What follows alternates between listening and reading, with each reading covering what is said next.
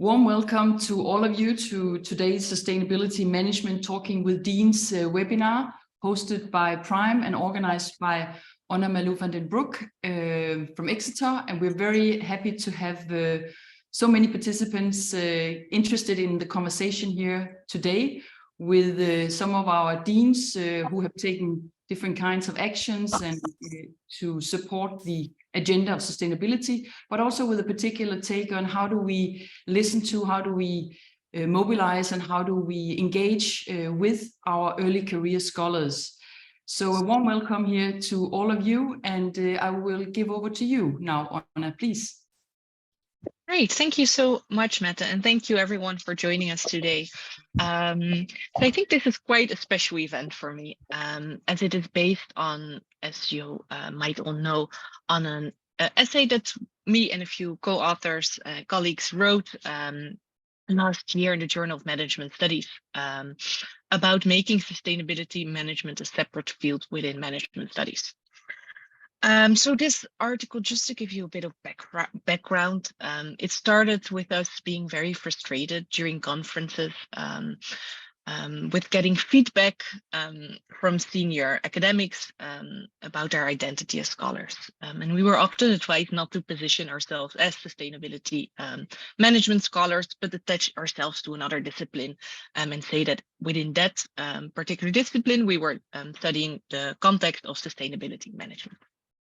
Well, and as it often goes, after several conferences and several frustrations, we came together to share and air our disagreements, and we said, let's do something about it. Let's write something, and let's envision a different future, a future that we see as most viable. So in this essay, the key argument that we put forward is that we need more interdisciplinarity. And in particularly, we need more interdisciplinary conversations between natural sciences and social science. And it needs to go much further and faster than it's currently going in business schools. Currently, there is some type of integration of sustainability within different departments, but to really go again further and faster, we argue there also needs to be a separate sustainability management subfield. In order to really transcend, combine and span the different disciplines and come forward with disruptive and breakthrough ideas, and also be able to teach our students how to thrive within our ecosystems and how to provide viable ecological solutions. So based on this essay, we started having chats with our deans, which were very fruitful for us. And it was also very interesting to learn where our school's at, what's happening behind the scenes, and where they think we're going. And the idea of this event is that we show you how that conversation goes, and also empower you to have, if you are an early career researcher, that conversation with your dean, but also hopefully if you're a dean, to reach out to your early career researchers and ask them how they envision the future of the business school.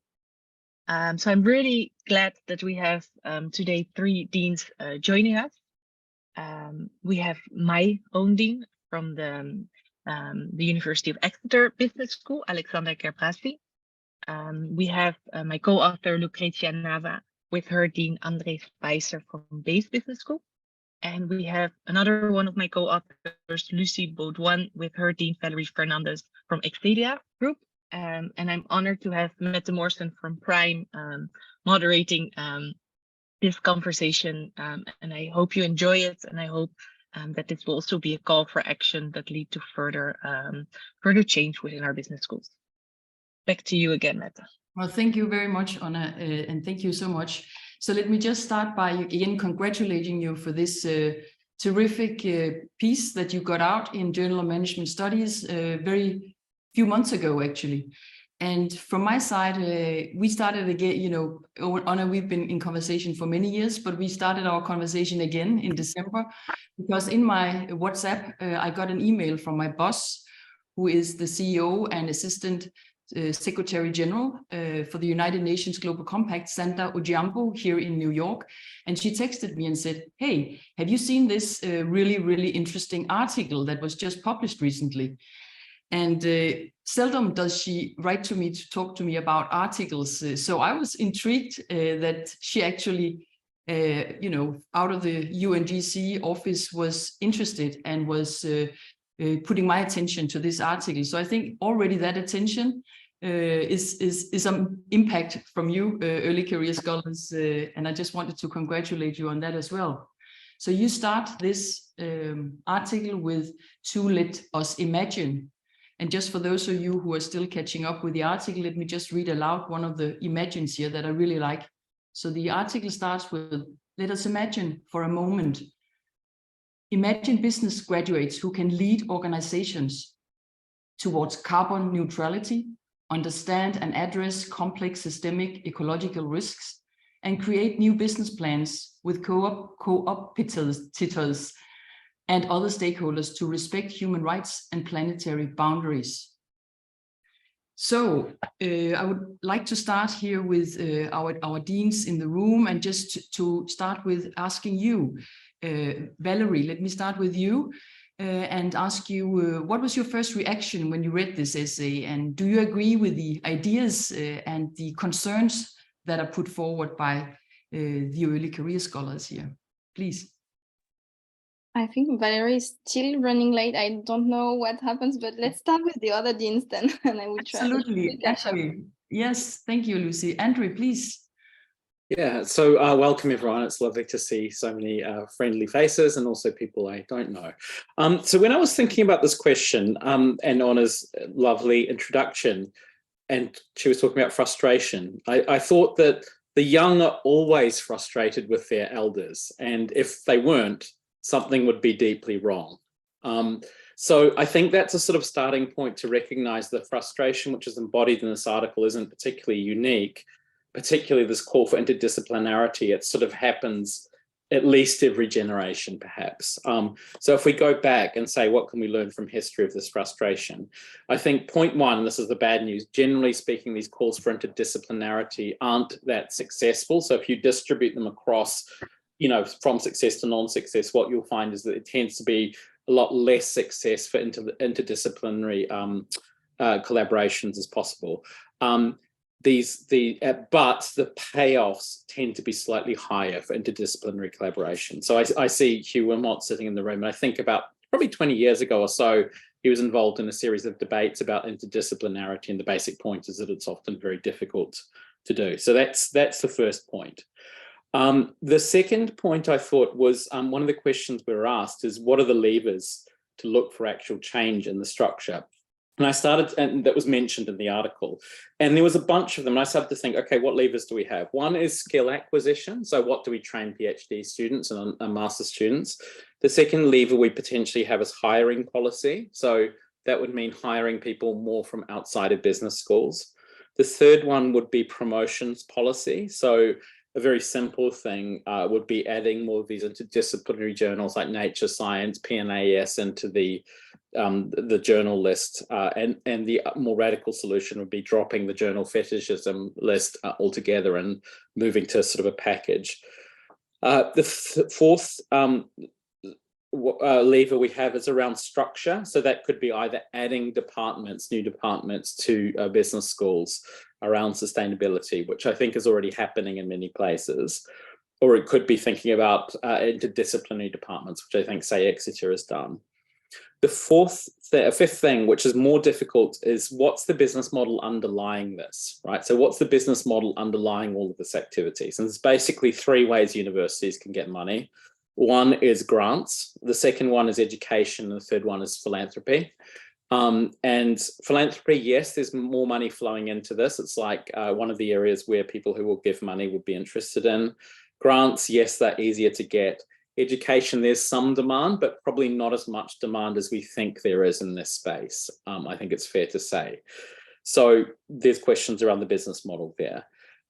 University structures often militate against interdisciplinary collaboration. So a very simple example of this is behind the scenes, the accounting structure at my own university and many others meant that if you taught courses in other schools, it would actually cost you money to teach the courses rather than you getting the money from it. So people tend to avoid it.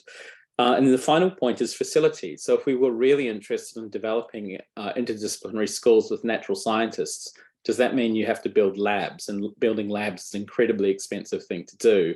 And generally, as people like Alexandra will know who are involved in university management, running natural sciences is often a loss-making proposition, basically.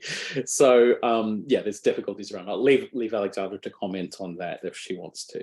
So I stop here. Well, thank you very much, Andrea. Alexander, please, over to you. I guess I'm going to present a slightly, I don't disagree with anything Andre said at all, but I maybe want to present an option that's more what's possible. Versus, and Andre's talked about a lot of the issues we've dealt with over the past 10, 15 years and have really worked to get away from. And I think that this is around sustained commitment of organizations and alignment of values and missions, and so Ona and I are very lucky to work in a university that is committed to, green. Let's put it that way. Our color is now even green.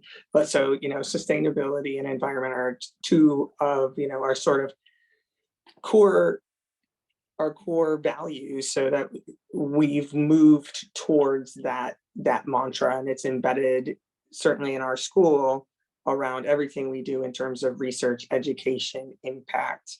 And that education goes from undergraduate and even pre-undergraduate and open access things all the way through executive education.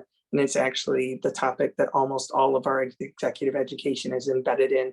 Our corporates desperately wanting to understand how to embed sustainability. How do we get to net zero? I just saw my colleague Ed, his face pop up, and he leads one of our programs that does that with a major consulting firm, and it's been fantastic. And it's really building that intersection and partnership with companies that want to go. But we also know our students desperately want that. And it's something that's been going on at Exeter for a long time. Our MBA launched in, I think, 2008. Somebody will correct me. And it's been a sustainability oriented MBA. Now, the challenge of that is, that's not a program that recruits a huge number of students. It's small. That's okay, because it's aligned to our values. It also then, because it's committed to sustainability, it recruits a certain type of student. And they're ones who probably don't want a career in finance. There's nothing wrong with an MBA in finance, but there's students who are looking to maybe go back and work for an NGO, work in sustainability fields, be entrepreneurs in different directions. But that means they're not going to have that big salary jump that you traditionally see in an MBA, which then means our MBA isn't going to be ranked that highly, because the salary jump is one of the biggest factors in terms of MBA rankings. So there are trade-offs you make about being committed to sustainability. It's that, hey, maybe our MBA isn't rated, such and such, but we're committed to delivering our core values, and we'll do that in a way that's authentic and core to us. And I think, Andre is mentioning, like, Exeter is organized a little bit differently. So Ona and Ed, and I saw Stefan, or at least 3 people on this call, who are in a subgroup that we call Sustainable Futures. And that's a completely interdisciplinary group that at its core is focused around sustainability, the environment, and moving towards a regenerative future. And that's so exciting, also because it's embedded in a campus that is completely interdisciplinary and really focused on those things that really facilitates that interaction across fields. And that's what's so exciting. I guess I'm just taking a moment to brag. I've sounded quite pompous. Apologies for that. But there are some really exciting things there. And I guess the other element for us, we're embedded in a faculty of environment, science, and economy. So we sit there with all the environmental scientists. We collaborate with them all the time, whether it's already on programs, it's in education programs, it's in research. And most of the research grants in our faculty come from the EPSRC. So we are actually doing a lot of work in the sciences already. So that focus on interdisciplinarity, I don't actually hire that many people with PhDs from business schools. we recruit from peer disciplines to come together to solve cool problems. And when that's your ethos, some of this becomes interesting, but it's easier, but you also have to have a university that's willing to back you to do some slightly different things. And we're lucky to have that. So from where I sit, it's quite easy to some extent. And I often hear people talking about their challenges, and I hear that. And, talking to Ona, the conversation has always been, I don't care where you publish as long as it's the best outlet you can publish in. And because we're a signatory to DORA, we can't look at journal ratings. It's just, we're not allowed to in our promotion and progression conversations. And I think more people signing up to engaging with responsible metrics and things like that make it better so that we evaluate each publication on its own merits, whether it's in the Journal of Clean Production or it's in Nature or it's in Academy of Management Journal. You got to evaluate it for the quality of it is. And we know that innovative articles and thoughts don't always come out in the top tier journals to start with. Sometimes they have to be published in places that are going to be able and willing to take risks. And if we want to make change, we have to allow our academics to take that risk and explore. So that's sort of fundamental for my staff. And I think the field to be successful is willing to deviate from the normative, I guess.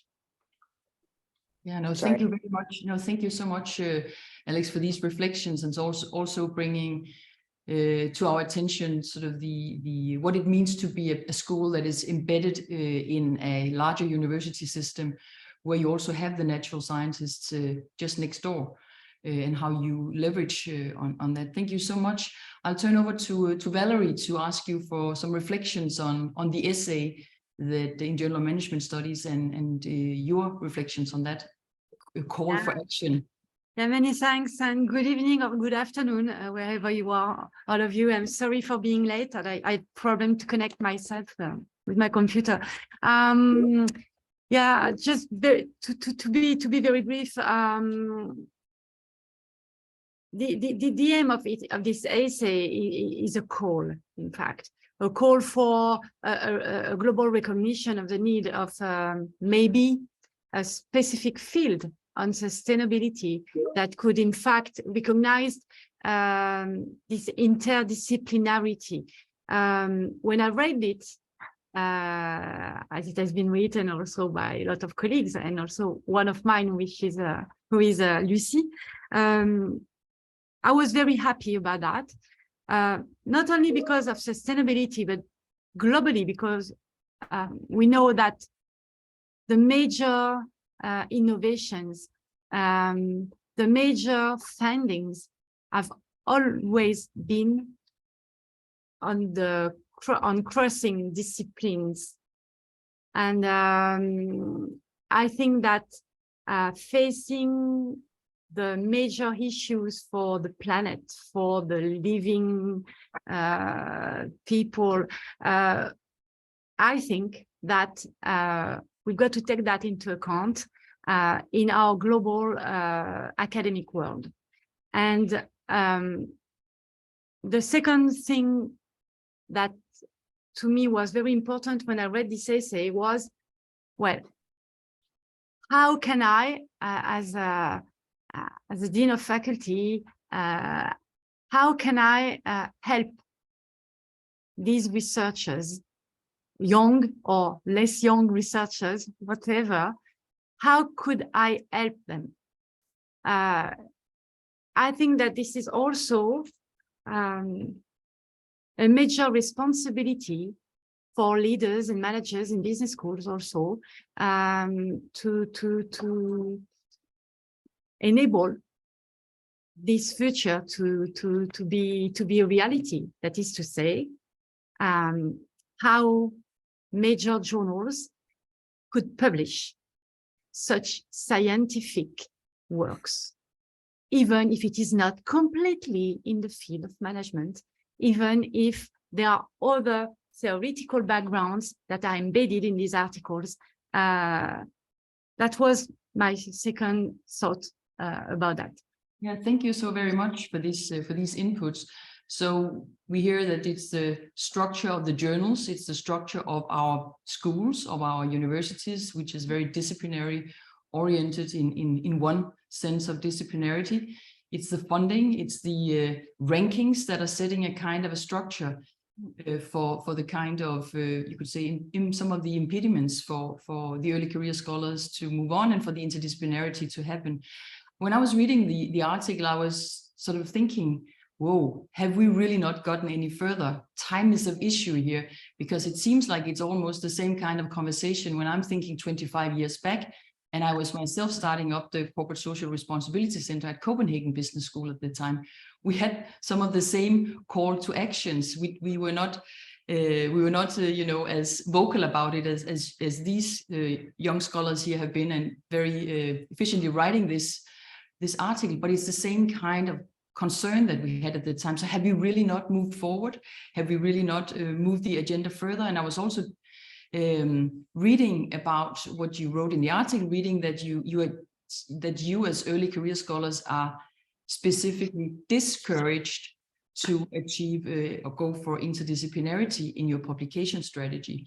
So I would like to take another round of conversations here and ask all of you, and also invite you authors of the Journal of Management Studies article to talk about the urgency here, and just to focus on what is the one key thing that your business school is already doing to achieve this. What is one thing, to just take a quick round for all of you, one thing that is already being done to achieve this that you want to highlight for this conversation? We've heard a number of things, but the one thing that you think is most important. Alex, can I start with you? One thing.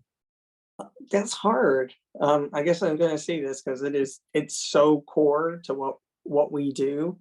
So I guess I would say that it's really about, for us, embedding it across. I mean, it happens naturally in research because that's how we recruit staff, but really making sure it's embedded across all of our education. So, you know, we had the MBA, we now have a BSc in business and environment that's interdisciplinary across the sciences and social sciences, even humanities, and the business school, which I think is really important. But also we have MSCs in that area, but making sure it becomes threaded throughout everything we do. So it has to be part of the conversation we're having, no matter what the topic is. And that's something we're actively working on, so that we are ensuring that we're creating the next generation of people who, you know, they want it and they're demanding it. We're giving it to it, but even the ones who might not know they want it or need it yet, they're getting it. But it's that has to be fundamental to creating that next generation of aware and thoughtful leaders. Thank you. Thank you for that. Anna, you are in the same school year. So do you agree? What is already the one thing that is being done, which you would highlight? No, I think what for me, so I joined Exeter in September. So what for me is quite new is to really sit. So I sit in our Penryn campus, and I sit next to colleagues who do mining, colleagues who do clean energy. And I think sometimes we underestimate what it does to be physically close to other people, and how much easier it is to have spontaneous conversations. And I felt at previous institutions, just the fact that the space was different, it makes, and I wish I was having great big research with all natural sciences. I'm not at that stage yet, but just to have the conversations and to know who's who is already, I think, a really big starter. Yeah, thank you very much. So the physical proximity, meeting each other. Thank you, Anna. Valerie, over to you. What is the one thing that you already are doing that you would like to highlight? Like Alexandra, the choice is quite complicated. For example, what we've done yet is to help students to develop a sustainability mindset, and across, of course, courses or specific MSCs, anything like that. But just one thing I would like to stress, that we have implemented specific missions that students have to undertake. A humanitarian mission, which is compulsory for most of our programs, and an environmental mission. So the first one is called Humacité, the human in the city. And the second one is called Climacité, so climate in the city. And students have to find a mission in an NGO or in a public organization or even in a company in order to undertake specific missions to protect the climate or to help people. So it's clearly related to sustainable development goals.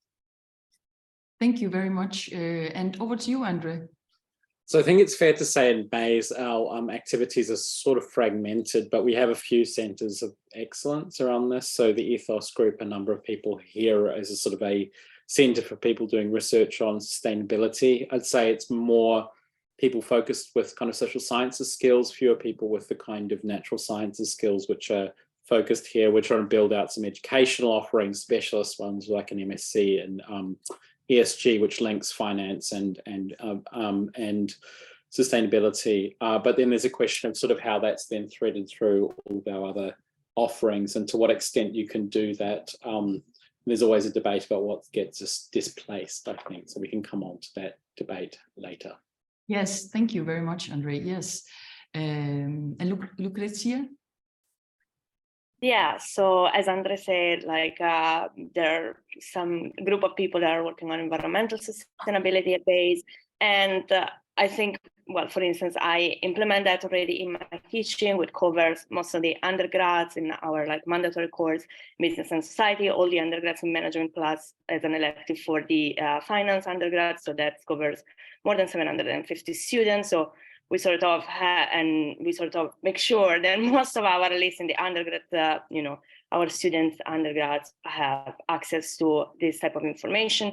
And we are starting a conversation, and I was very glad to be involved, about how to further scale it to make sure that all students and all faculty will receive like some training in natural sciences, and it's something that is on the table. And I have already been attending some meetings with the leadership team at Bayes to discuss how to implement that, which I think it's something in which I know that other schools also here in this call are also working on something like that, but I think we are sort of the pioneers in this new field. Yeah, no, thank you very much for this. So you see, things are happening and things are moving forward, but of course, the context is very different.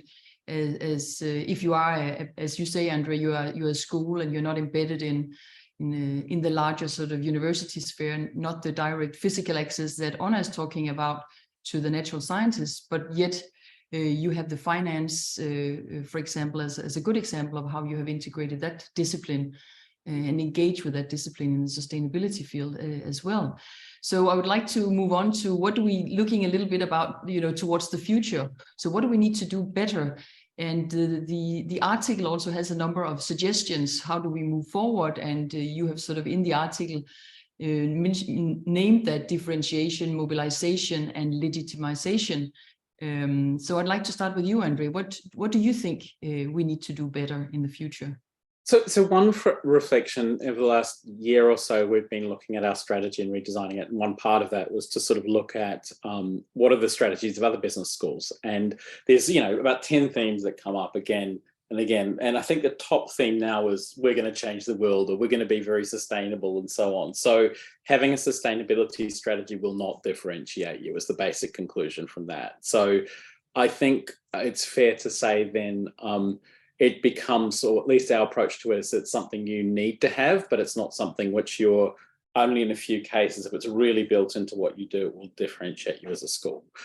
So then the question comes to us is, how do we kind of add it as a need to have? So I think the call to action from this paper that got me thinking is, can we add core natural science offerings into some of our degree courses? And the challenges which come with that, which is basically when you want to add something, you have to take something away effectively, unless you want to just grow and grow and grow and grow. And there's always people wanting you to add something and something, but I think this has a pretty good claim to be added. So how do you add that? Particularly in a business school, which is part of a professionally focused university. So we have an engineering school, yes, with some natural scientists, but we don't have big natural science department. The second thing is, what would it look like to design really interesting cross-disciplinary courses, and how, who would you be educating for, because taking a natural scientist versus taking a business undergraduate for those courses, it would lead to very different paths, I think. Yeah, those are the kind of three kind of questions which I have. Yes, no, thank you very much, Andrea. And Alex, over to you. What do we need to do better? I think this is really interesting. I talked about, we actively work on it, embedding it in, one of my colleagues sent me a message. Remember, we're embedding this across every module and we're mapping all the SDGs to every module, which is great. But, there are going to be some people who this is a really easy thing to do. That's fine. But there's some that it does need to be done in an authentic sort of way, not just tacked on at the end. So it needs to be really thought through. And so this is easy for some of my colleagues, probably all my colleagues who are here in this call. They would find this really easy. It's more difficult in some areas. I would say we're lucky that because of our embedding, we can bring in those cross-disciplinary conversations into our modules. That is happening, but it needs to happen more. And we're finding that there's actually a huge appetite across our university for that sort of that integration and almost a badging. I hear kids these days are really into having badges, but not in the way that maybe people of our age remember them as actual pins, but they want to have a badge that shows like, hey, I'm trained in sustainability. So being able to make sure we're giving the students and our partners and everyone we're working with that, hey, you worked with us, you worked on sustainability, you've done projects in this way. You've got a badge that you can put on your CV that helps you, or your LinkedIn page that shows like, hey, I'm really well versed in SDGs, 1 through 6 and 12 through 17. I don't know why they skipped the other 6, but you know what I mean. So that they really show that they're giving them the skills they need, but making sure it's done in a way that's relevant and useful to them. And I think Andre's right, is you have to be able to get that mixture right. And because interdisciplinarity is difficult, but when you can bring together both the faculty and the students, when we do like innovation modules and you bring together those students across those disciplines, that's when the really exciting outcomes emerge. And really new products, we've seen new products and new services be developed in those modules that are really even focused on these goals. But that's where the interesting stuff comes, is when you get an engineer, a physicist, an English major and a business student together, you get some really cool stuff. Yeah, no, thank you very much also for pointing to the product development that is a part of this journey. Valerie, over to you. Oh, a lot of things we could do better. 2 of them, which are really, really important to us. Faculty training. The first point is how to train faculty, because all our faculty is not obviously aware about all these changes, about how to cope with these many issues. Sometimes they do not have it's like that. It was not their formal training, but they do not have, for example, basic knowledge on the scientific side of environmental changes, and so on and so on. So it's very important to us. So we began to develop such a training plan. Last year, we trained about 40 of our faculty on the sustainability mindset. And this year, we are going to train all of our faculty more on the scientific side. Alongside with faculty training, there is another population that has to be trained, and it's a tricky issue: adjunct faculty. Because adjunct faculty, obviously, they do courses to our students. So how do we train them to sustainability and how to integrate sustainability and the various dimensions of sustainability in their courses? The second point, and I totally agree with Alexandra, is that, in fact, it's quite easy to say, well, how many courses do address this and this and this sustainability development goal? But once we have done that, concretely, we do not have a lot of information about that. And so what we are going to put in place is at Excelia is a new taxonomy in order to measure the intensity with which each courses, each modules address the issue of sustainability. Because of course, we do have courses completely dedicated to CSR, to ethics, and so on. And we have courses that do not talk about that at all. For example, economics or global marketing and things like that. But of course, when you look more deeply into these courses, you can find that in fundamentals of marketing, for example, one teacher may include some specific dimension of sustainability in his or course. So how to measure that? So this is what we can do better right now, train faculty and better mapping of our courses and the intensity to which they address sustainability. And once we will have done that, we could put new objectives in place. Yeah, thank you very much for pointing to the issue of faculty training and the need for that, because that is indeed also what I hear as one of the big focus points for many schools around the world that I've been talking to over the past 3.5 years here as heading of Prime. I would like to turn over to the early career researchers and that kind of conversation that was sort of starting off the Journal of Management Studies article that you published here on the topic, Lucy, Lucrezia, and Anna. So I'd like to ask you, what about your key challenges as early career researchers, and what can the deans do to support you? Lucy, can I start with you? What about your key challenges as early career researcher in this area? Sure, thanks, Mette. I think we've already mentioned the challenges of interdisciplinarity as the research practice Andrew mentioned at the beginning, less output, maybe slightly different journals. So that we already kind of know. I think in general, I would like more to go in the direction of an early career scholar who wants to do such interdisciplinarity research or in the classroom needs to try bold stuff. We're going to try to make weird things. Maybe we're going to start talking about degrowth in the classroom, or maybe we won't fly anymore for conferences. All these, I think it's just an overall acceptance of we're going to make things that are going to sound or look very weird in a business school environment. So only having a dean that's overall supportive of that, and say, okay, you need a bit more funding because you're not going to fly to that conference, you're going to take the train. You're going to take your students to visit some odd waste treatment facility. Sure, do that, then that means already quite a lot. And I think it's not obvious in all business school. That's why it's worth saying that, you know, when you're early career scholar, you don't want to take time for people. You just make things like other people because you're still gaining the legitimacy. So we kind of need that active support of, you're going to do weird stuff and I'm fine with that. So that would be my take.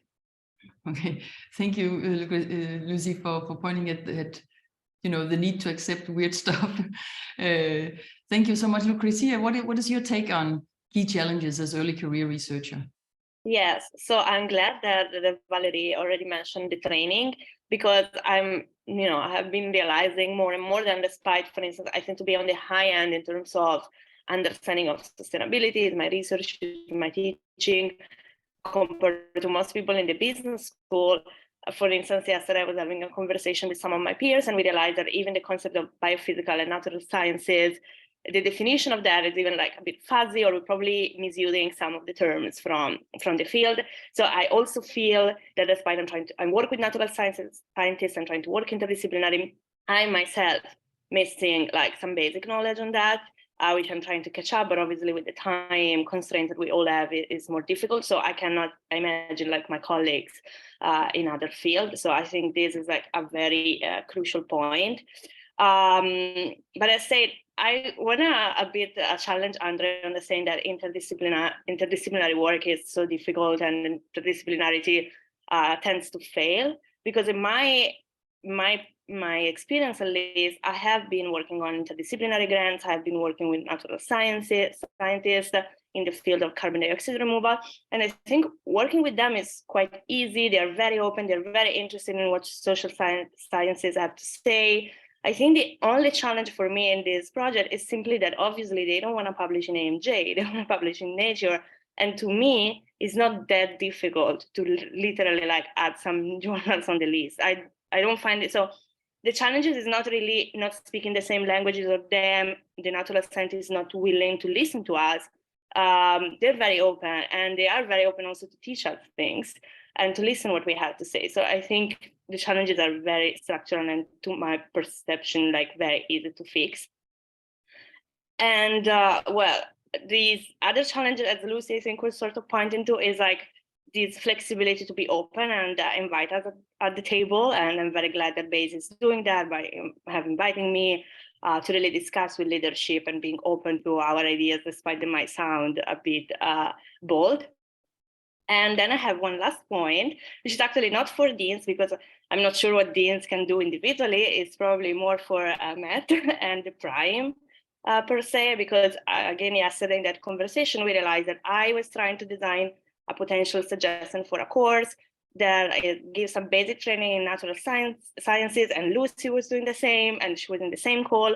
So I wonder how many people are trying to reinvent the wheel. I know that more of this is popping up. So something more systemic, something where we can all join and discuss how we can design courses that really touch into the basics of natural sciences and can be understood by business school students, also share maybe the same names of natural scientists that are willing to do that, and just share best practices at the system level, because it really feels, as often happens with pioneers in something, that each of us are trying to go through the same struggles individually, while it would be nice to be part of a system and work with that. So maybe this is just some idea for Prime to help us with that. Yes, no, thank you very much. I hear you. Thank you for this great suggestion. Anna, over to you. Key challenges. Great. So I think Lucy and Lucretia already touched, I think, on the main issues, but I just want to reiterate time. I think one of the big challenges of interdisciplinary research is that you need to be good in two disciplines, and you to really make these boundaries and contribute to both, and that costs double the time. And that's one of the struggles that I, as an early career researcher, face, because also I'm still designing my courses, so that also takes a lot of time. I'm still finding my feet. I'm negotiating new waters. So that all takes a lot of time.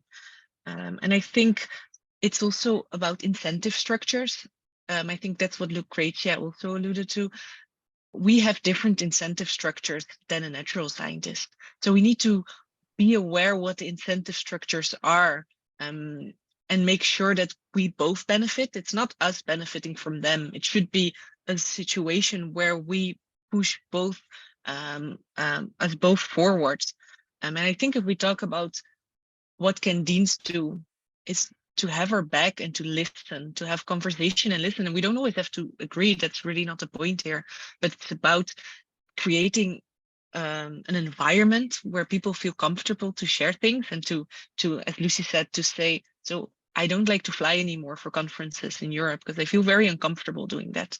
And that's very expensive not to fly anymore. So that's a conversation that we should be having, and we don't have to agree on it, but we should be having it. So time and listening skills, and inviting different people around the table. I think those are my 3 points. Yeah, thank you, Anna, and also for sort of pointing towards that somehow you need to have 2 different kinds of skill sets in two different, you could say not even disciplines, but almost paradigms in order to manage this. But not only you as scholars, but also the reviewers who are going to review our articles will need to have that kind of skill set. So it's like you said, Anna, it's a kind of a culture that needs to be nurtured and nurtured, and it doesn't happen overnight, of course.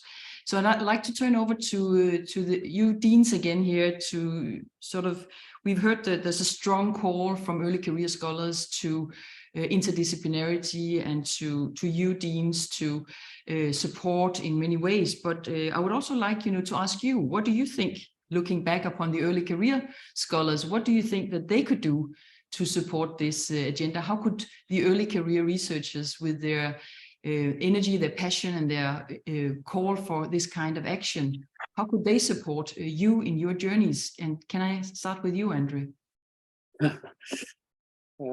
So I hadn't prepared for that question, to be honest with you.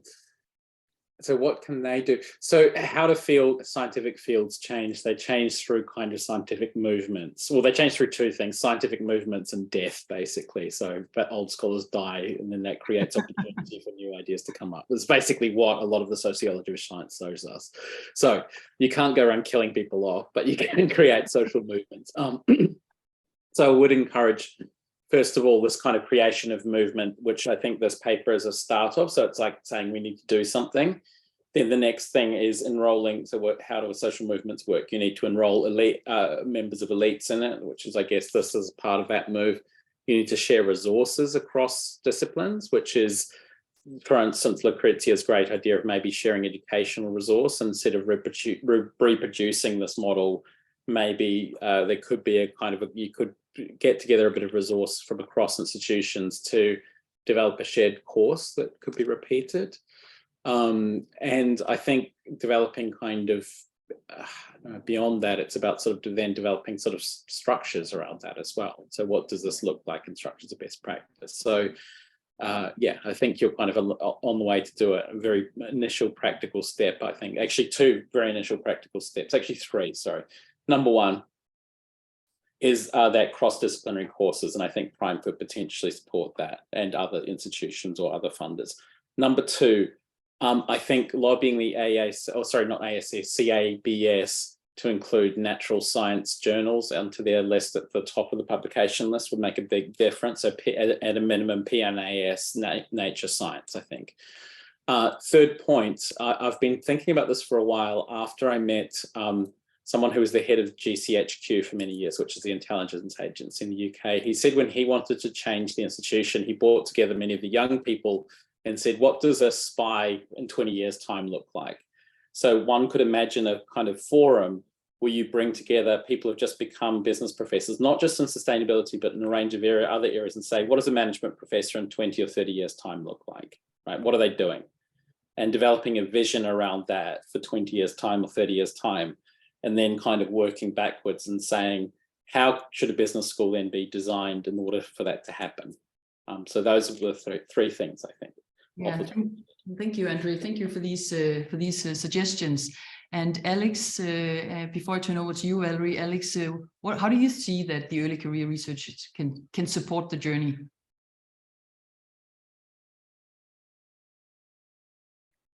I'm going to take a very, it's a somewhat similar view to Andre, but I'm going to frame it in a different way. So we know when people become leaders, they tend to narrow their networks and tend to only listen to a trusted group of people. It's just what happens, right? And it's a trap that a lot of leaders fall into. So leaders or deans or journal editors need to actively be reaching out to those early career individuals. So they're making sure they're getting diversity of views. Otherwise, they're just going to keep hearing what they've always heard and stay in the same way. So I think, when Ona published this article, I was like, this is great. I was like, I'm going to go have a chat with Ona because, this is already what we're doing. I'm going to bring her in to help be an advocate for me and make sure I'm not losing touch. So we as deans, our early career research faculty, we need to have that exchange. I'm seeing some of my other early career staff are on this call too. And I really try to make sure that I am keeping touch, because you can quite easily get lost in your little silo because you're dealing with so much other stuff. But we have to keep on, as we get older, we're losing, things change, and we need to make sure we're keeping up with those trends. And so our early career staff, but also thinking about what are our undergraduate, what are our MSc students clamoring for? The fact that we're seeing students refusing to engage in certain things, not wanting to do X, not wanting to do Y, seeing a trend of undergraduates not want to work for big corporates that they don't think have good CSR or sustainability pathways. that's totally transformational from when I was an undergraduate and you just went with whoever offered you the most money. So you're seeing shifting of values, and we have to be aware of that. Our ECRs are one avenue into that. And so for me, it's always a welcome. Please come and talk to me. That's probably the most interesting conversation I've had that week. So please, I want to hear what's going on. I want to hear what you're thinking, because that's going to help us pivot and be able to be ahead of the curve. And personally, I want to stay there. I want to stay ahead of the curve rather than fall behind it. No, thank you for that call for, invitation for early career scholars to invite the conversation also. Thank you, Alex. Valerie, over to you. What can the early career scholars do to support the journey? Yes, usually these young researchers are full of passion and of energy. And so what they can do to support us as deans of faculty and so on is maybe to be engaged in new projects, to bring their expertise, for example, in order to enrich curricula, or maybe in order to enhance some specific streams of research inside the research center, to spark debate and to push it to the limit. I like that. I like when I have a young researcher that knock on my door and say, well, Valerie, I've got this idea. What do you think about that? Yes, it's good. I did not have this idea before, and your idea is brilliant. So yes, go on, and it will help us to achieve globally our main objectives, that is to enhance sustainability, because our mission is to train sustainable managers. So that's what young researchers can do to support us. And also what they can do is to ask, I don't know if it is correct in English, but to ask impertinent questions. They dare. They have to dare. I mean, to provoke us and to provoke the debate, and that's what I think they can bring to us. Oh, thank you very much, and thank you very much for these ideas, for the call back to you, early career researchers, and how you can also support your deans towards this journey here. I think that was also a very inspirational round here. So before I turn on to the deans here for a last sort of invitation for the three of you, just to give a very last reflection on how do we get all business schools, that's the aspiration, all business schools to engage more in teaching environmentally or social sustainable rather than what we could say unsustainable management practices. What is the one thing, not a long explanation because I'm conscious of time here, but just the one thing that we can do, or to get much or many more business schools to move in the direction that the three of you have already so substantially engaged in. What is the one thing we can do? And before I give over to you, I just want to say, and again, I've heard the call here for Prime also to step up and to engage in the conversation.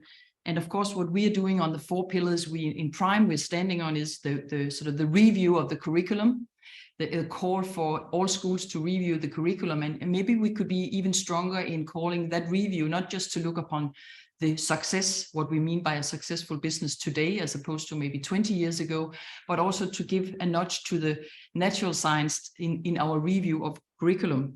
The second thing out of 4 things we are focused on is the skill set. And that's very much to do with, Valerie, what you talked about, faculty development, not just about the knowledge that's brought into the classrooms, but the way the pedagogy is, the way we mobilize and engage students to take that agency that is so urgent. Third thing, practical relevance. Too often we see case studies that are a bit outdated or perhaps not even geographically relevant being taught in schools around the world. So we need to focus on that relevance as well. And finally, the impact. I think we as social sciences have when we're looking upon, with envy sometimes, with our friends in the engineering sciences and the natural sciences who have been much better at developing a narrative for how they influence the world and how they impact the world. I think we as social sciences and as business schools in particular need to be much better at developing the narrative of how we influence and how we engage with the world, because we do. So I think that there is room for improvement for us, and certainly with that take on engaging the natural sciences in the conversation. And I can see Silvia Morsing has already, put out here a call to other early career scholars here, out of the Prime local network for London and Southeast England, where you are engaging in these conversations. So thank you, Silvia, for posting that in the chat out here, also as you are heading up a Prime initiative in the UK, Ireland space of the world.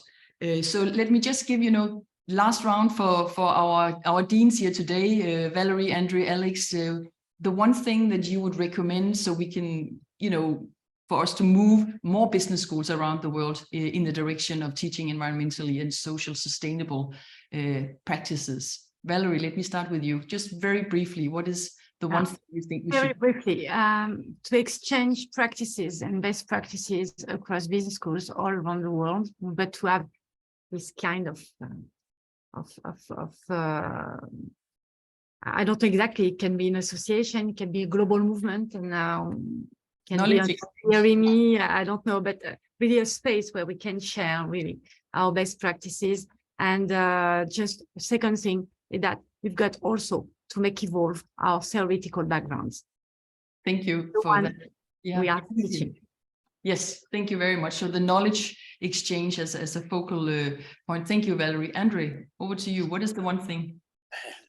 So I'm sorry, I'm going to give you three, but really quickly. One is challenge and problem-based learning. So all degrees should at least have one course which starts out with a challenge or problem, and then you solve it using these things, and it should be environmental. Second thing, experiential-based learning. All the research shows that people learn far more from experiences than book learning. Third, and this is probably the most important thing, so Anna Eunice Pendry sitting here, she did a PhD on people having sustainable careers. Main thing she found was the biggest barrier to it was people, once they left and that transition from university to the workforce, often the idea of having a sustainability career got beaten out of them, partially by the careers service and partially by the people who were engaged in that sort of that transition point. So needing to support people in that transition to have a sustainability career. Thank you very much. This is what happens, dear audience, when you ask deans to say one thing, then they say two or they say three things. But wonderful. Thank you very much, Andre. Alex, over to you. I'm going to go with show my true colors as a Stanford trained sociologist and go with the neo-institutionalist perspective. Things like actually the AACSB embedding sustainability priorities into its latest guidelines will transform many schools. And actually, it'll help transform the North American schools, which I'm sorry to say, as a North American, are probably those who are more lagging behind in addressing this agenda. I think you find many of the European schools are much further ahead on this. But I think that shift in AACSB will help transform the North American schools, and it's much needed, to be quite honest. So I'll be interested to see the impact of that in let's say 5 to 8 years as that rolls into the next accreditation cycles in AACSB. Yeah, thank you very much for that. There's as you will all know, there's a heated debate going on over here in the United States of America on that particular issue. So thank you for bringing that into the conversation as well, Alex. Thank you so very much to you three deans. I really appreciate your time, and I'll just pass over to Anna for final reflection on our hour here and talking with you, Dean Sustainable Management. Really appreciate your time, Valerie, Andre, Alex. Thank you so very much. Anna, over to you. Thank you so much, Mette.